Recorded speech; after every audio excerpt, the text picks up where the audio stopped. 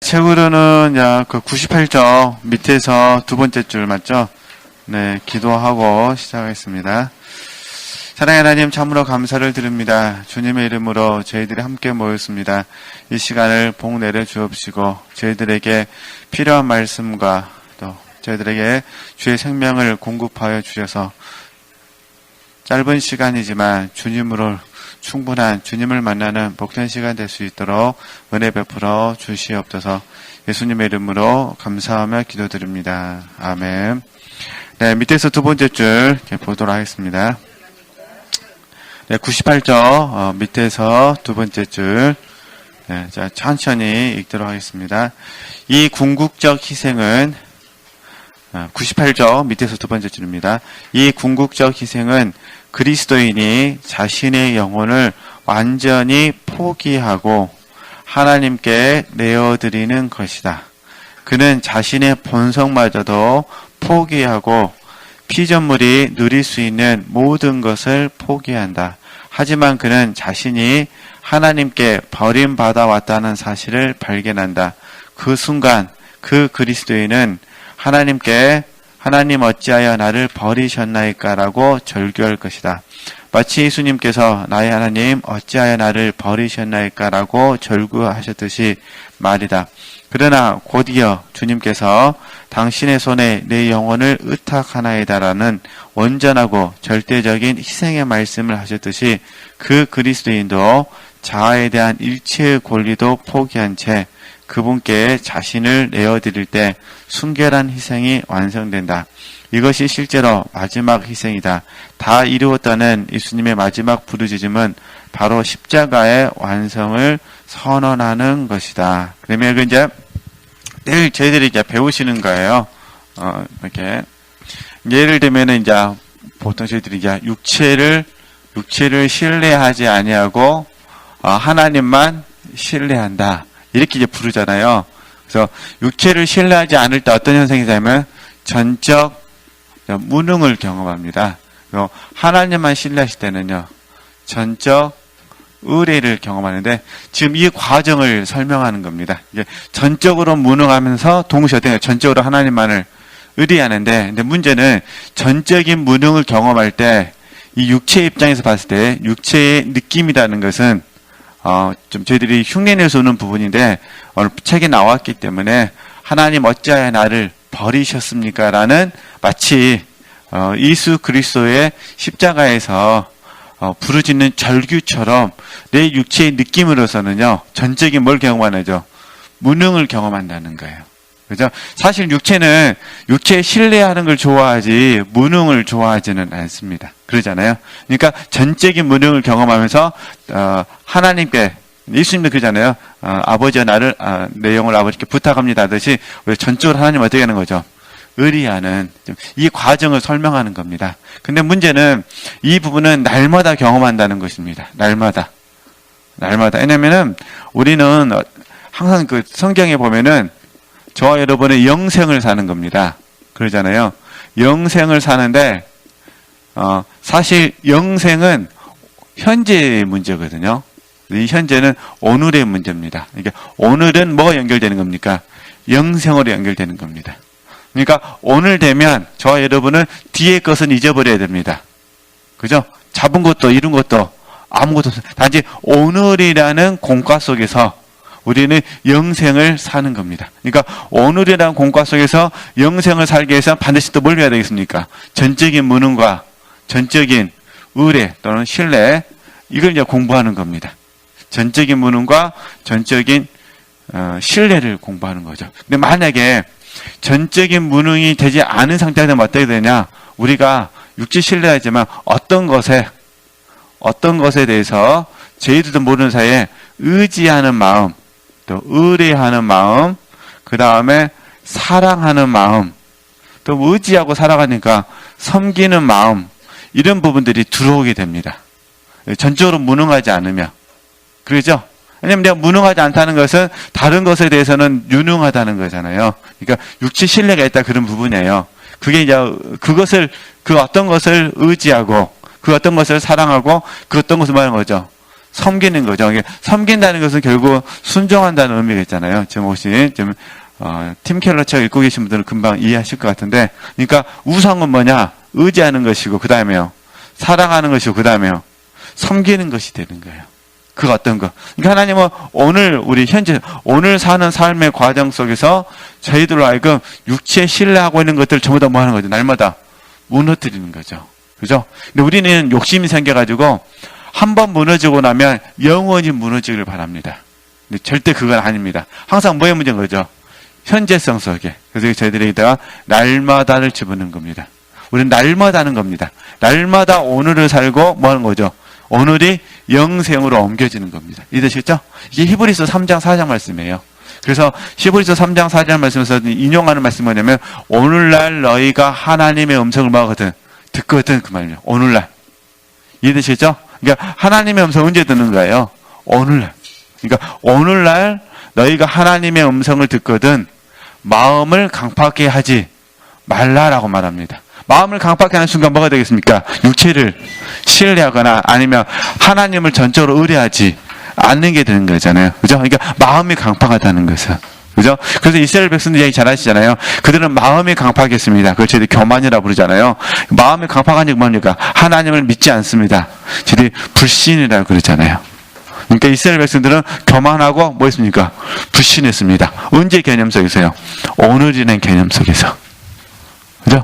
어제까지는 겸손할 수는 있지만은 오늘 또 새로운 소욕이 생기면은, 그러니까 여기 소욕만 들어오면은 이스라엘 백성들은 교만하고 그 다음에니까 불신하게 되는 겁니다. 근데 우리도 그러잖아요. 소욕이 들어오게 되면은 다시 뭡니까? 육체 신뢰한 것들을 추구하게 되고 하나님을 의지하지 않으면서 교만한 마음이 들어오거나 하나님을 향한 불신이 생기는 거잖아요. 그죠?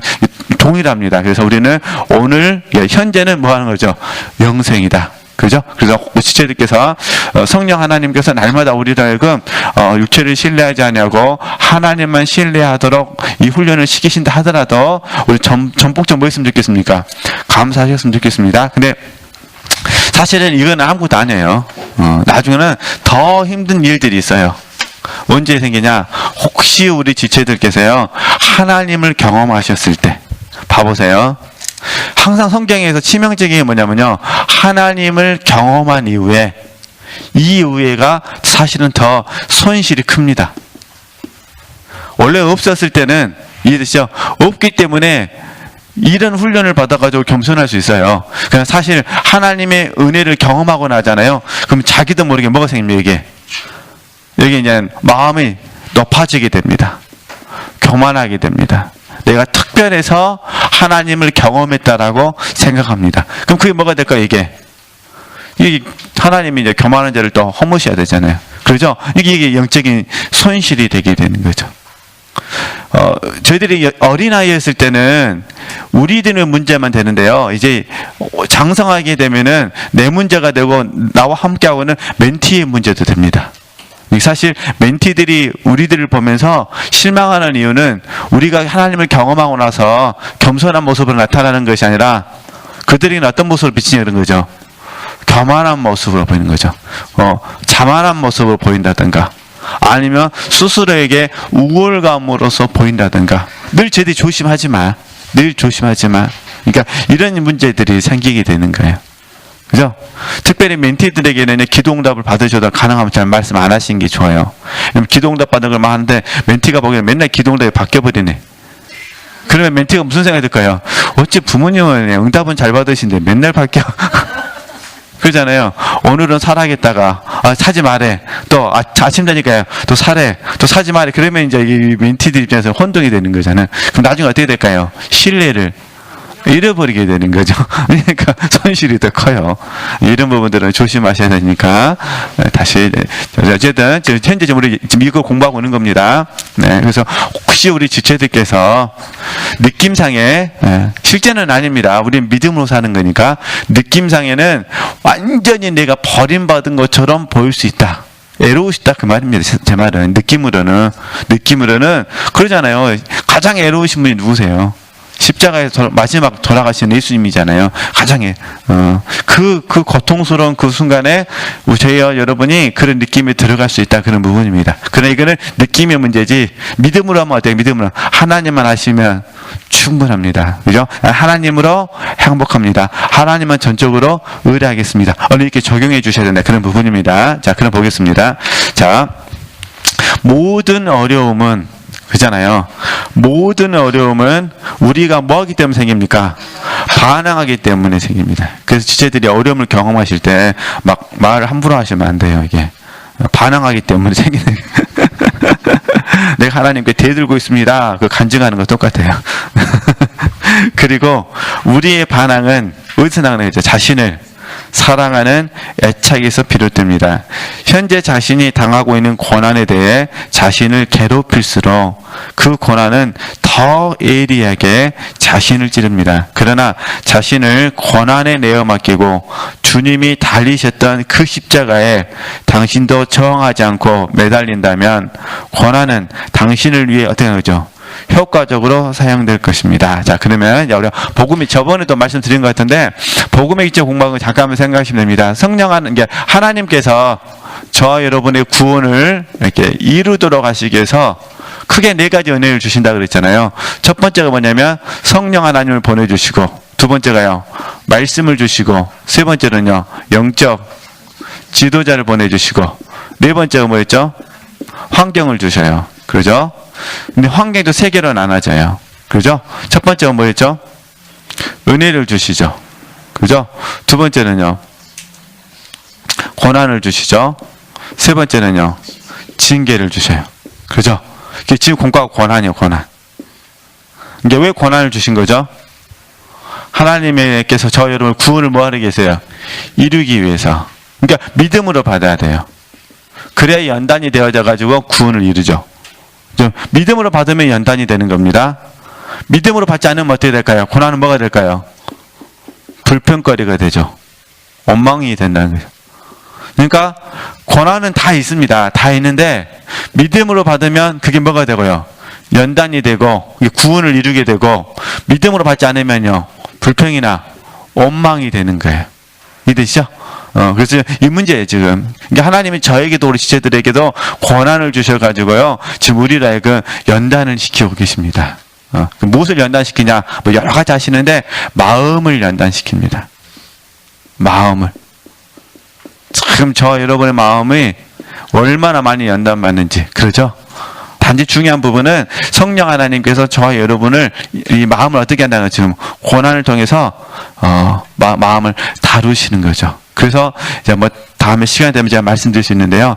시편 19편 14절 말씀 보면은 다윗이 이렇게 고백하잖아요. 내 입술의 말과 내 마음의 묵상이 주께 연락되기를 원합니다. 그러잖아요. 마음의 묵상이.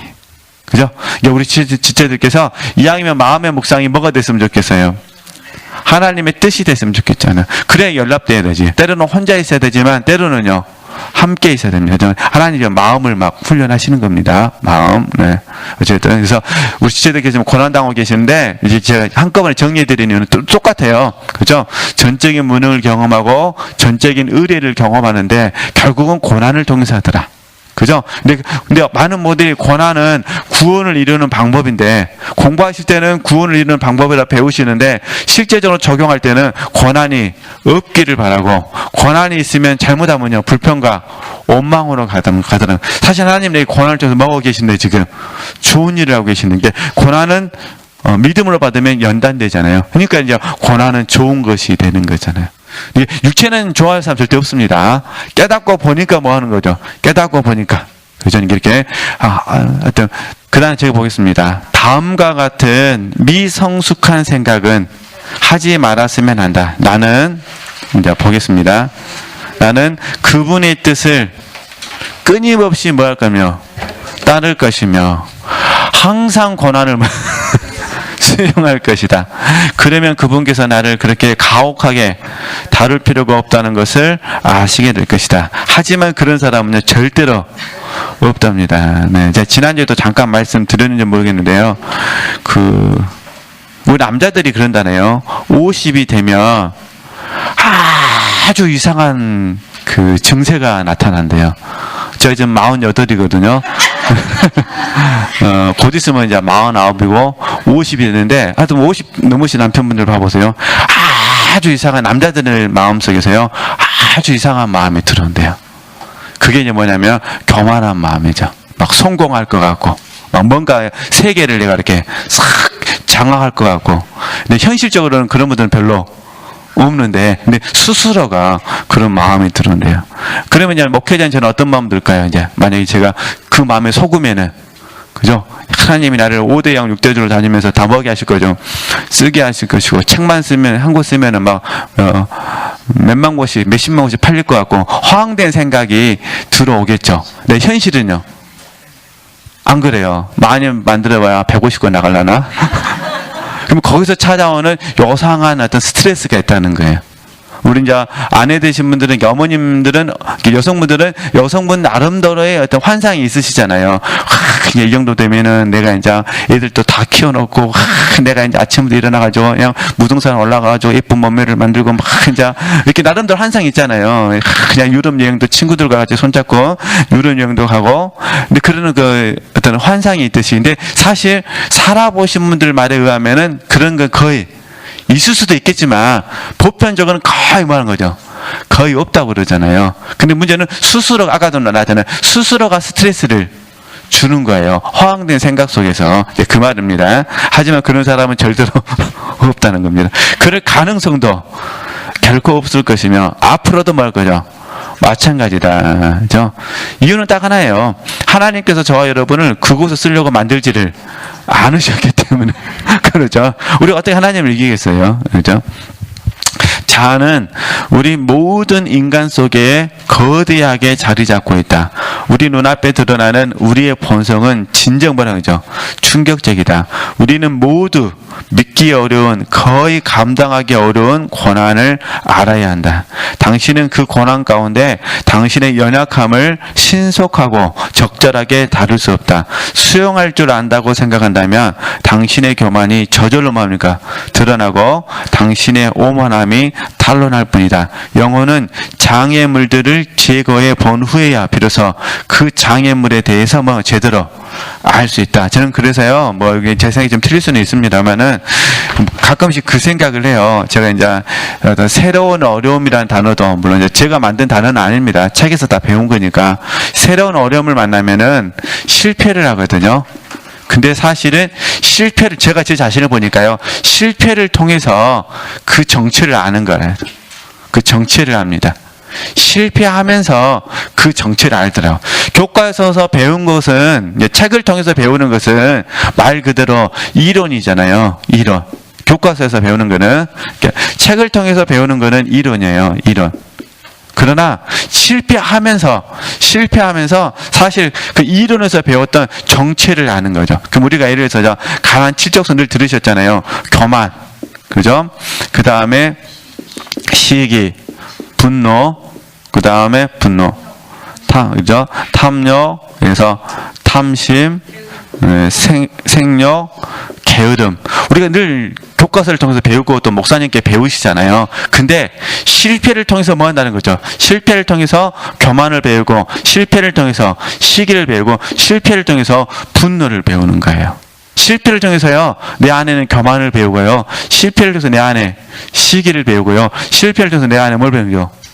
분노를 배웁니다. 그죠? 우리가 늘 섭섭한 마음, 늘 배우고 듣고 경험하잖아요. 근데 이 섭섭한 것도 실제 실패를 해보면 어떠세요? 진짜 아무것도 아닌 것 같고 섭섭하죠? 진짜요. 진짜로 큰 것 같고 섭섭한 경우는 별로 없어요. 그냥 우리 삶의 규모가 크지 않아요. 우리가 뭐 10억 때문에 섭섭하세요? 뭐 100억 때문에 섭섭하세요? 안 그런다니까요. 심한 경우는요, 새우깡 하나 갖고도 섭섭하다니까. 우리 수준이 그겁니다. 우리는 햄버거 하나 섭섭하고요. 우리 그 점심 먹을 때 줄 쓸 때 봐보세요. 줄 쓰는 과정 가운데 나는 반찬이 2개인데 한 사람은 반찬이 3개예요. 갑자기 어떤 마음 듭니까? 이거 갖고도 나는 2개요. 자기는 3개고. 갑자기 어떤 마음이 들어요? 섭섭한 마음이 들어온다니까요. 참 사람 마음이 그래요. 그러니까 우리가 그 가인하고 아벨을 보더라도 그러잖아요. 에서와 야곱을 보더라도요. 그게 우리들의 뭐 일상이니까. 그러니까 저는 이제 뭘 말씀드리고 싶냐면은, 하나님께서 저와 여러분에게 특별히 이제 제가 제 자신을 보면 느끼는 게, 저로 하여금 실패를 통해서 그 정체를 알게 하시더라. 그 말입니다. 그죠? 그러니까 내가 그걸 경험하기 전, 이게 새로운 어려움이 찾아왔을 때 실패해보지 않았을 때는 내가 완벽하다고 생각하는데 새로운 어려움이 와가지고 뭐냐면요. 실패하게 되면 나 자신의 정체가 그대로 보이게 되니까 이때 이제 어떻게 하면 당연히 전적인 무능을 경험하죠. 그러잖아요. 그러면서 또 어떻게 하냐면 전적인 의뢰를 경험하죠. 나는 죄인입니다. 경험하게 되고, 나는 하나님 안에서 사랑의 은혜에 빚진 자입니다. 네, 이런 개념들이 이제 알아지게 되는 거죠. 그러잖아요. 그래서 하나님께서 우리에게 성공으로 몰아가시는 것이 아니라 때때로 확 무너뜨려 버립니다. 실패하게 합니다. 그죠? 그러니까 그렇게 아시고 훈련하셨으면 좋겠습니다. 목회자인 저희들도 마찬가지입니다. 내가 어제 강의는 기가 막히게 잘할 수도 있는데요. 오늘 강의는 완전히 꽝이 될 수도 있습니다. 그러잖아요. 왜냐면 교만한 마음이 들어와 버린 거니까. 그리고 특별히 다 아시는 것처럼 몸이라는 게 있기 때문에요. 몸은 효율적으로 관리되지 않으면은 반드시 이거는 치명적으로 문제가 찾아오게 돼 있습니다. 그러니까 당연히 몸이 힘들면 아시잖아요. 몸이 힘들면 마음이 힘들고, 마음이 힘들면은 영이 활동을 안 하게 되거든요. 그래서 몸 관리가 중요합니다. 잔느경에 우리에게 들려주고 싶은 이야기는 뭐냐면은 계속해서 하나님이 우리에게 고난을 통해서 영적인 진보를 이루게 한다. 하나님만 의뢰하게 한다. 이제 그 이야기를 하는 거니까 오해가 없이 잘 한번 들어보셨으면 좋겠습니다. 그 다음에 이제 보겠습니다. 그 다음 이제 주제 이제 제 15장. 십자가의 요구를 어떻게 사랑으로 받아들이는가 한번 잠깐 보겠습니다. 지금 아가서 5장 103쪽에 보시면요, 아가서 5장 지금 제 지도자 과정 시간에 이제 계속 지금 아가서 5장을 오랫동안 못 나누고 있는데 참 어려운 권가입니다. 지금 한번 읽어보면서 좀 같이 보겠습니다. 아가서 5장에서 영혼이 감당할 두 종류의 저항을 엿볼 수 있다. 신랑의 목소리가 그의 배우자를 부른다. 문 열어다고 내 머리에는 이슬이, 내 머리태에는 밤이슬이 가득하였다 하는구나. 여기서 이 영혼은 자신을 찾아오신 주님이 슬픔에 무겁게 짓눌려 있다는 것을 잘 알고 있다. 슬픔에 짓눌려 있는 주님은 이 영혼을 찾아오셔서 자신의 고난에 동참해 줄 것을 요구하신다. 이게 어렵잖아요. 주님이 우리에게 오셔가지고 축복 주셔가지고 축복 가운데 동참하라는 것이 아니라 어디를 참여라는 지금 고난에 동참해 줄 것을 그러잖아요. 물론 처음에는 이제 예수님께서 베드로를 부르실 때 봐보세요. 예수님께서 베드로를 부르실 때는 축복 가운데 부르셨어요. 그죠? 너는 나를 따라오너라. 내가 사람을 잡는 어부가 되게 하리라. 그러니까 베드로 입장에서는 육신의 어부보다는 뭐가 나은 거죠? 사람을 낚는 어부가 이게 좋은 거예요. 이게 축복의 메시지죠. 베드로 입장에서는. 근데 이게 이제 마태복음 4장 19절인데 요한복음 21장에서는 뭐 합니까? 요한복음 21장에서는 베드로가 십자가에서 어떠한 죽음을 경험할 것인지 말씀해 주시고 나를 따르라 합니다. 지금 이 말이에요, 지금. 그죠? 그러니까 우리는 축복의 메시지 가운데서도 주님을 따를 수 있어요. 그래서 우리가 아주 오래전에 부흥할 때 큰 프랑카드 제목이 그 테이블 다 이거 붙었더라고요. 와 보라. 그잖아요. 와 보라. 와서 뭐 하라는 거죠? 병 고침 받고 사업 망한 사람들 사업 축복 받고 자녀가 망개진 애들이 와서 자녀들 회복하고 다 그거였어요. 와 보라. 그렇잖아요. 지금 우리가 지금 공부하는 거 뭡니까? 지금 공부하는 거는 어떤 죽음이니까 주님의 고난에 뭐라는 거죠? 고난에 참여하라는 거예요. 고난에. 그래서 사실 저도 아가서 5장은 강의가 하기가 부담스러운데 그래도 이제 모르게 이제 이 책을 하기로 했으니까 지금 공부는 하고 있습니다. 그래서 저도 이게 실제적인 입장보다는 그냥 배우면서 일하면서 배우라는 말씀 속에서 같이 공부하는 겁니다. 그래서 우리 지체들께서 앞에서의 고난은 구원을 이루는 거에서요. 그렇죠? 지금의 고난은 뭐합니까? 지금 구원에 참여라는 겁니다. 이거 구원에 참여하는 과정과는 뭐가 있다는 거죠? 고난이 있다. 그런 부분입니다. 그냥 계속 보겠습니다. 네. 자신의 고난에 동참해 줄 것을 요구하신다. 그분의 말씀 속에는 이런 고난의 흔적이 분명하게 드러나 있으며 이 영혼도 그분의 고난과 말씀의 의도를 명확하게 받습니까? 그분의 고난과 말씀의 의도. 그러면 이제 한 가지 우리가 영적인 지도자 입장에서 설명해 드리면은 저와 여러분에 있어 고난은 뭐냐면요. 뭐 실제적으로 우리가 지금 핍박 시대에 사는 게 아니기 때문에 저와 여러분의 그 고난은 이렇게 이해하시면 됩니다. 우리 마음속에 있는 영적인 진보라고 할까요? 아니면 영적인 보화. 물론 예수님 보화시지만 영적인 진보와 영적인 보화를 많은 분들과 소통할 수 없다는 데서 찾아오는 애로움이 있습니다. 그러니까 사람이 없어서 애로운 것이 아니라, 이 뜻이죠. 사람이 없어서 애로운 것이 아니라 내 마음속에 있는 영적인 진보와 영적인 보화를 누군가가 뭐 할 수 없다는요. 소통할 수 없다는 데 찾아오는 애로움. 이게 이제 우리에게는 지금 우리가 겪는 고난입니다. 지금. 예수님께서 왜 제자들을 깨우지 않고 혼자 기도하러 가셨을까요? 물론 이제 예수님이 제자들을 사랑하셔서 그럴 수도 있겠고, 얼마나 피곤하냐, 잠 더 자라. 그럴 수도 있겠고, 그죠? 그러나 이 공과로 적용하면요, 예수님도 제자들이랑 소통이 안 되는 거예요. 말을 해도 말귀를 못 알아먹는 거예요. 그러니까 본인의 말귀를 알아들으신 누구한테 가야 돼요? 하나님께 가야 되죠. 우리 지체들도 그러죠. 이렇게 애로움을 느끼면 어디로 가세요? 내 말귀를 알아들어주시는 하나님께 가시죠. 그래서 하나님께 뭐 합니까? 하나님만 있으면 충분합니다. 하나님만 섬기겠습니다. 이렇게 기도하시잖아요. 근데 사실 이 애로움을 싫어하시면 안 된다 그 말이에요. 그죠? 이 애로움을 싫어하셔서 내가 육체가 돼버리면, 이 애로움을 극복하기 위해서 내가 육체가 돼버리면, 이해되죠? 다른 사람하고 즐겁게 해서. 근데 일시적인 기쁨은 될 수가 있어요. 같이 밥 먹는 거 일시적으로 기쁘잖아요. 그래서 제 말은 밥 먹고 돌아오면 남는 거 다시 이 애로움이 있습니다. 근데 이 애로움은 누구가 가져다 주는 게 아니라는 거예요. 그죠? 주님께서 우리에게 당신과 더 소통하도록 하기 위해서 주시는 뭐라는 거죠? 애로움. 그러니까 물론 일시적으로 우리가 이 애로움을 함께 토론할 사람이 있어야 됩니다. 그렇죠? 그래야 잘못된 길로 안 갑니다. 그래서 저희들이 이제 영적 친구의 그룹을 부탁을 드리는 거죠. 일주일에 1시간이든 2주에 1시간이든 그 애로움을 달랠 수 있는 이 영적인 친구. 근데 문제는 영적인 친구가 너무 가까우면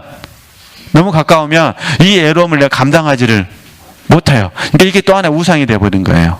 그죠? 너희 친구는 누구냐라고 물어봅니다. 너희 참된 친구 누구냐? 주님이 참된 친구가 되셔야 누가 되는 거죠? 이 애로움을 잘 구분해 주셔야 됩니다. 지금 내가 경험하고 있는 애로움이 무엇인가? 현재 내 마음속에 겪고 있는 애로움의 정체를 아셔야 돼요. 그죠? 이게 육체의 연민에서 나오는 애로움인가? 그죠? 아니면은 하나님께 나를 더 영적으로 주님과 소통하도록 하게 해주시는 애로움인가? 저도 이전에 저는 이 애로움을 되게 못 이겨냈어요. 근데 이제 하나님의 은혜 안에서 조금씩 깨달으면서요, 이제 이 애로움을 주님 앞에 이렇게 해결받는 자리로 좀씩 옮겨지고 있습니다. 그러니까 지체들께서 한번 혹시 이게 이제 제가 드리고 싶은 결론은 뭐냐면은 영적인 진보의 길을 가게 되면 반드시 뭘 경험한다고요?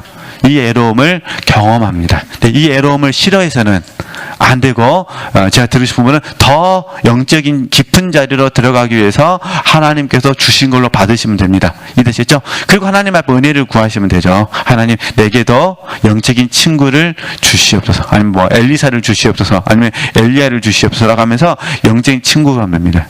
네, 그 대신 영적인 친구를 너무 뭐 하면 안 돼요? 의지하거나 사랑하거나 그를 섬기려고 하면 안 됩니다. 그러면 되냐? 그 사람 때문에 결국 뭐가 돼요? 이게 지금 헨리 나우엔 이야기잖아요.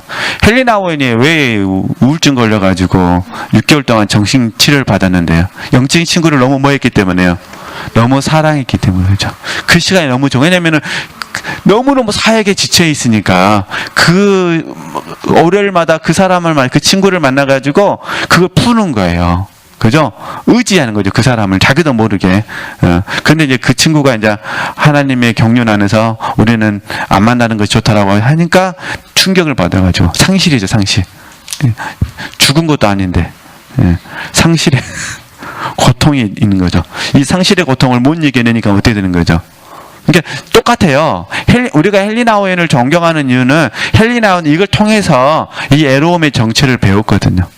그러잖아요. 어마어마하게 유명한 분임에도 불구하고 사람의 심리는 다 뭐하다는 거죠. 다 똑같다 그런 부분입니다. 그래서 본질적으로는 다 똑같아요. 이유는 뭐냐? 하나님이 저와 여러분의 마음속에 갈망을 넣어주셔서 그래요. 이거 막을 수가 없습니다. 하나님이 그렇게 하신 거예요. 그러니까 하나님께서 저와 여러분의 마음속에 갈망을 넣어주셔가지고 하나님 안에 있을 때만 행복하게 만드셨어요. 하나님 밖에 있어서는요 행복하지 않게 하셨어요. 그죠? 이거 방법 하나밖에 없습니다. 어떻게 되겠습니까? 하나님 안에 있어야 돼요. 그러니까 하나님 밖에 있으면은 불안해요. 혹시 우리 지체들께서 이 애로움이 느껴지실 때마다 너무 괴로워하지 마시고 그냥 그대로 인정하시면 되세요. 그대로 이게 인간이구나. 이게 나구나.